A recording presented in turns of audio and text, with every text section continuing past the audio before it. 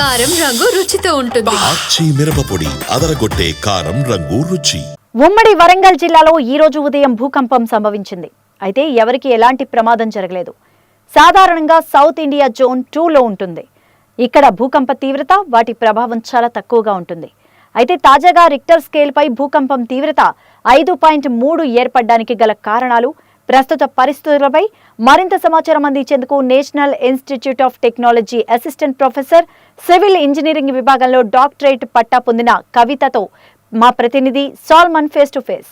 తెలుగు రాష్ట్రాల్లో భూ ప్రకంపనలు చెలరేగడంతో ప్రజలు మాత్రం పెద్ద ఎత్తున ఆందోళన వ్యక్తం చేశారు. అసలు ఈ యొక్క భూ ప్రకంపనలు ఎందుకు వస్తాయి? దక్కన్ పీఠభూములు అంటే తెలంగాణ ప్రాంతం చూసుకున్నట్లయితే చాలా ఎత్తైన ప్రదేశం. ఇక్కడ ఎలాంటి విపత్కర పరిస్థితులు చాలా తక్కువ. ఇలాంటి తెలంగాణ ప్రాంతంలో కూడా 5.3 ఆ యొక్క భూమి కంపించడంతో కొంత ప్రాణ నష్టం ఏమాత్రం జరగలేదు. కొన్ని దిక్కుల సీసీ కెమెరాలో రికార్డ్ అయిన దృశ్యాలు మాత్రం చాలా వైరల్ అవుతున్నాయి. దానికి సంబంధించి ఈ యొక్క దక్కన్ పీఠభూమి అనే పేరుంది. ప్రపంచవ్యాప్తంగా చూసినట్లయితే ఈ యొక్క తెలంగాణ ప్రాంతానికి ఒక సురక్షితమైన ప్రాంతం అని చెప్పవచ్చు. అలాంటి ప్రాంతంలో కూడా అంటే గతంలో చూసినట్లయితే ములుగు జిల్లాలో ఆ యొక్క టోర్నడో ఎఫెక్ట్ తోటి చాలా భారీ వృక్షాలు, కొన్ని వేల సంవత్సరాల వృక్షాలు నేల కొరిగాయి. ఇప్పుడు మనం చూసుకున్నట్లయితే ఆ యొక్క భూ ప్రకంపనలు చెలరేగడంతో కొంత ఒక 5 సెకండ్స్ అంటే భూమి లోపల ఒక 40 కిలోమీటర్ల లోతున కొంత భూమి కంపించడంతో కొంత చాలా ఎలాంటి ప్రమాదం జరగలేదని చాలామంది నిపుణులు చెప్తున్నారు. మనం ఎన్ఐటీలో ఉన్నాం.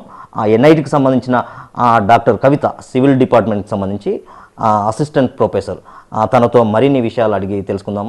మేడం, గుడ్ మార్నింగ్ అండి. ఈ యొక్క ఈరోజు ఉదయం 7:26 ఒక 10 సెకండ్స్ సమయంలో మొత్తం భూ ప్రకంపనలు మొత్తం కొంత రావడంతో ప్రజలు మాత్రం కొంత ఆందోళన వ్యక్తం చేశారు.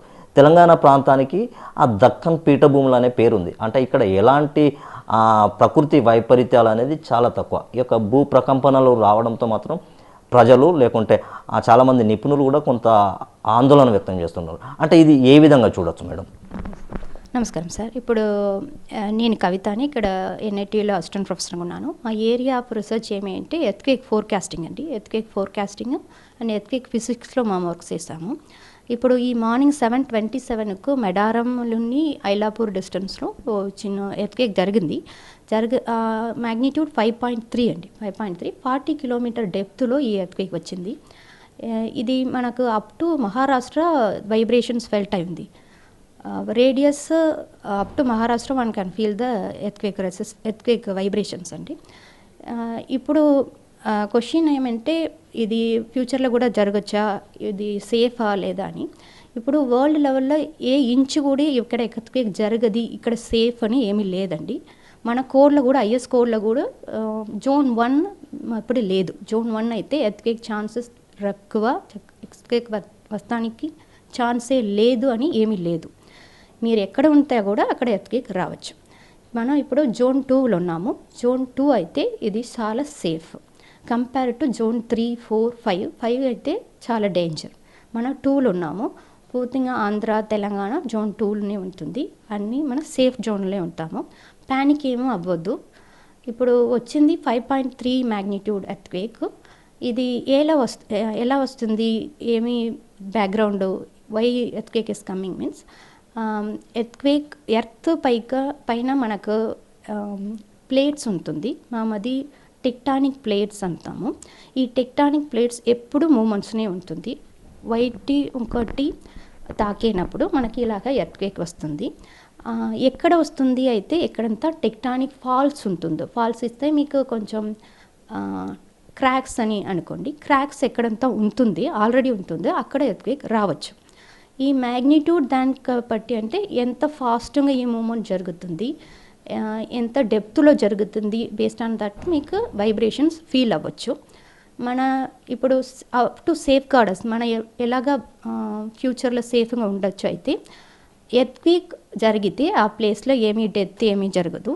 బిల్డింగ్స్ కొలాప్స్ అయితేనే ప్రాబ్లం వస్తుంది దాని. కాబట్టి మన ఫ్యూచర్లో బిల్డింగ్స్ బిల్డ్స్ అయ్యేటప్పుడు మీరు ఇప్పుడు కొత్త బిల్డింగ్ బిల్డ్ చేస్తే కూడా మీరు ఆ బిల్డర్ దగ్గర, డిజైనర్ దగ్గర ఈ బిల్డింగ్ మీరు ఎర్త్క్వేక్ రెసిస్టెంట్ డిజైన్ చేస్తున్నారా, డక్టైల్ స్టీల్ వాడున్నారా, అలాగా మీరు అడగవచ్చు.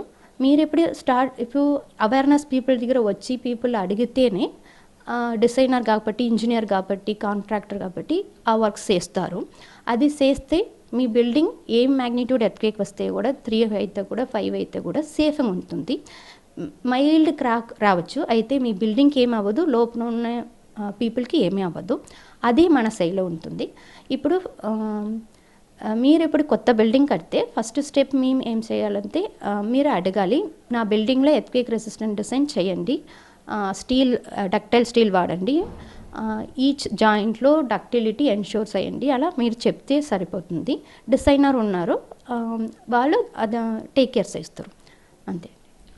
అంటే ఈ యొక్క భూ ప్రకంపనలు అంటే ముందస్తుగా మనం అంటే ఒక నాసాతోటి మనం పోటీ పడుతున్నాం. అంటే ప్రపంచ దేశాలలో భారత్కు ఒక శాస్త్రవేత్తలకు మంచి పేరు ఉంది. అంటే వీరు ఏదైనా చేయగలుగుతారు, వీరు ఏదైనా గుర్తించగలుగుతారు అనే ప్రపంచ దేశాలు మాత్రం భారత్ వైపు చూస్తున్నాయి. అలాంటి సందర్భంలో ఇలాంటి ఎర్త్క్వేక్ జరిగినప్పుడు అంటే ముందస్తుగా తెలుసుకోవడం ఏమైనా అవకాశం ఉంటుందా? Yes sir. ఇప్పుడు కొంచెం ఇయర్స్ ముందు 20-30 ఇయర్స్ ముందు చూస్తే రెయిన్ వస్తుందా అని చెప్తారు, వస్తుంది అంటారో రావట్లేదు.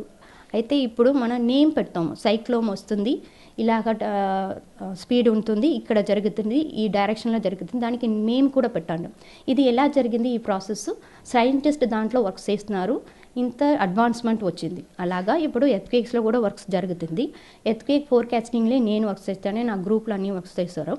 ఇప్పుడు ముందుకున్న ఇప్పుడు మన దగ్గర ఎర్త్క్వేక్ ఫోర్కాస్టింగ్కు, ప్రిడిక్షన్కు మెనీ మెథడ్స్ ఉంటుంది. ఇంకా కొంచెం మాకు ఫండ్ అలకేట్ అవుతే మేము కూడా ఇంకా బాగా వర్క్ చేయొచ్చు. ఇప్పుడు మాకు కొంచెం ప్రాబబిలిటీ అనేది చేయము, 30%, 40%, 50% అని కొంచెం ఇంప్రూవ్మెంట్ వస్తుంది. 70% లెవెల్లో మా ప్రెడిక్షన్స్ ఉంటుంది. మాకు ఫండ్ అలొకేషన్ కొంచెం కూడా జరిగితే మాకు కూడా ఎగ్జాక్ట్గా ప్రిడిక్షన్ వచ్చొచ్చు. ఇంకో 10 ఇయర్స్ లోపున మేము కూడా 100 ప్రిడిక్షన్స్లో ఇప్పుడు సైక్లాన్ ఎలా ప్రిడిక్ట్ చేస్తారో అలాగా మా ఎర్త్క్వేక్స్ కూడా మన ఇండియాలో ప్రిడిక్షన్స్ వస్తుంది సార్. ఇప్పుడు అడ్వాన్స్మెంట్ బాగా జరిగింది, మేము స్టెప్స్ పెట్టిన ఆ డైరెక్షన్లో వెళ్తాము, ప్రోగ్రెస్ ఉంటుంది సార్. ఇది జరుగుతుంది, ప్రిడిక్షన్ జరుగుతుంది. మేడం, అంటే మనం ఒకవేళ మైనింగ్ చూసుకున్నట్లయితే సింగరేణి మైనింగ్ అంటే బొగ్గు గనులకు మనం లోతుగా తవ్వడం జరుగుతుంటుంది. అంటే దానితో పాటు ఆ తర్వాత ములుగు ప్రాంతంలో చూసుకున్నట్లయితే టోర్నడో అంటే ఈ యొక్క ప్రకృతి వైపరీత్యాలు రావడానికి గల కారణం ఏంటి సార్? ఫర్ ఈచ్ కెలామిటీ ఒకటికి డిఫరెంట్ రీజన్స్ ఉంటుంది, అన్నీ మీరు కనెక్ట్ చేయొద్దు. ఇప్పుడు ఈ టోర్నడో వస్తుంది, సైక్లోన్ వస్తుంది అంటే దానికి depression in the ocean are అది రీజన్. ఇప్పుడు ఎర్త్క్వేక్ వస్తుంది, అది మైనింగ్ కాబట్టి వస్తుంది. అయితే ఇప్పుడు ఎర్త్క్వేక్ రికార్డింగ్ ఉంటే మనకు డిఫరెన్స్ అయ్యొచ్చు, ఇది ప్లేట్ టెక్టానిక్ నాలే వచ్చిందా లేదంటే ఇది మైనింగ్ నాలే వచ్చిందా అని మనం డిఫరెన్స్ అయ్యొచ్చు.